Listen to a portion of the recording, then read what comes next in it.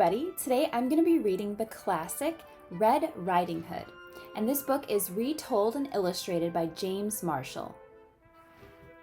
It was, and it still is, a fairy tale story.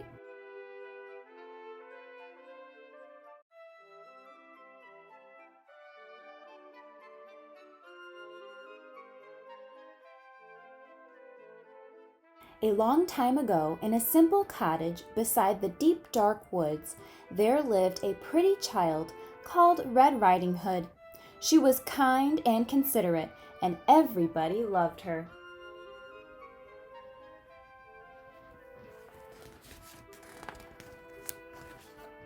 One afternoon, Red Riding Hood's mother called to her. "Granny isn't feeling up to snuff today," she said. "So I've baked her favorite custard as a little surprise. Be a good girl and take it to her, will you?" Red Riding Hood was delighted. She loved going to Granny's, even though it meant crossing the deep, dark woods. Okay, so she's going to Granny's house.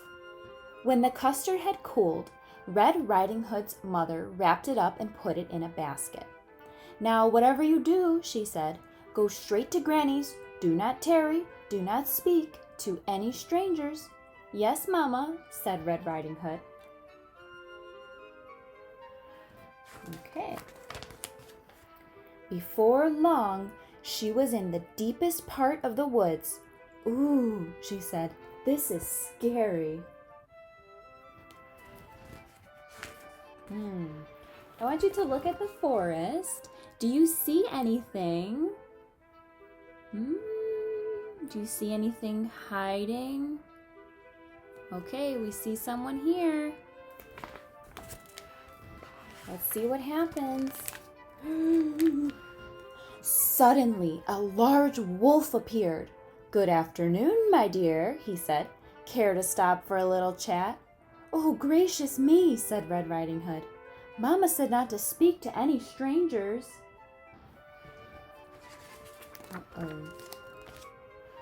But the wolf had such charming manners. "And where are you going, sweet thing?" he said.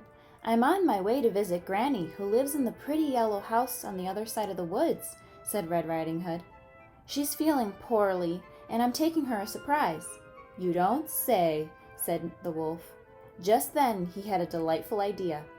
"No reason why I can't eat them both," he thought.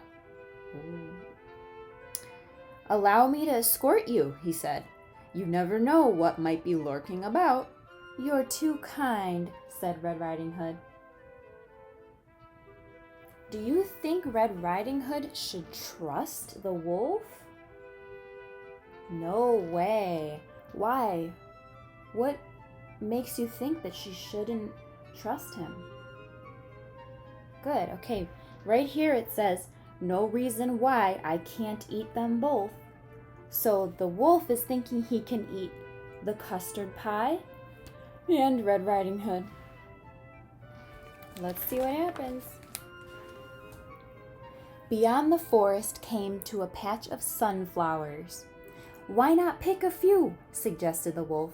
"Grannies love flowers, you know."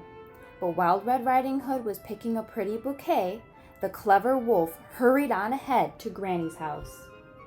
Ooh. So maybe, based on what we see here, we can infer that the wolf is going to go and eat Granny. Okay. I hope not. "Who is it?" called out Granny. "It is I, your delicious, darling granddaughter," said the wolf in a high voice. "The door is unlocked," said Granny.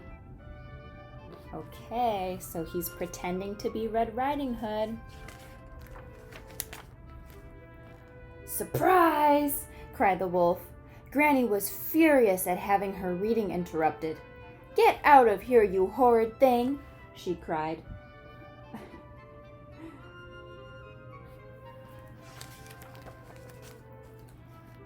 But then the wolf gobbled her right up. He didn't even bother to chew. tasty, he said, patting his belly. So tasty. Just then he heard footsteps on the garden path. Here comes dessert. And losing no time, he put on Granny's cap and glasses, jumped into bed, and pulled up the covers. Okay, so he's pretending to be Granny when Red Riding Hood comes. Who is it? He called out in his sweetest granny voice. It is I, your little granddaughter, said Red Riding Hood. The door is unlocked, said the wolf. So we see the wolf's feet here, right? Red Riding Hood was distressed at seeing her grandmother so changed. Why, Granny, she said, what big eyes you have. The better to see you, my dear, said the wolf. And Granny, what long arms you have. The better to hug you, my dear, said the wolf. And Granny, what big teeth you have.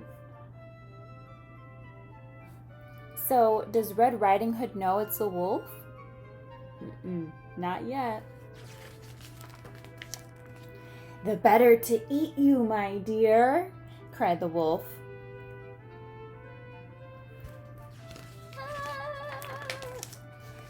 And he gobbled her right up. I'm so wicked, he said, so wicked.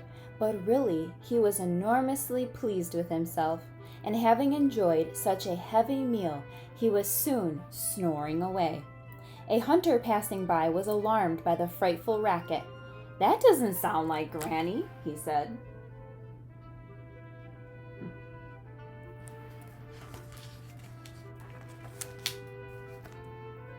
And so the brave hunter jumped in the window, killed the sleeping wolf, and cut him open. Out jumped Granny and Red Riding Hood. We're so grateful, said Red Riding Hood.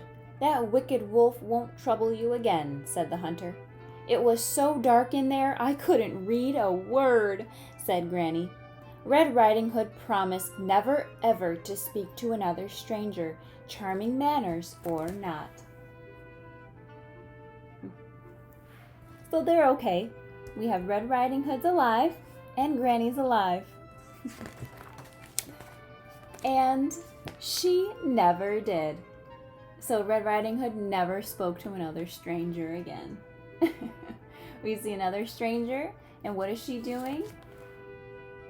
Very good. She's saying, no, I'm not going to talk to you.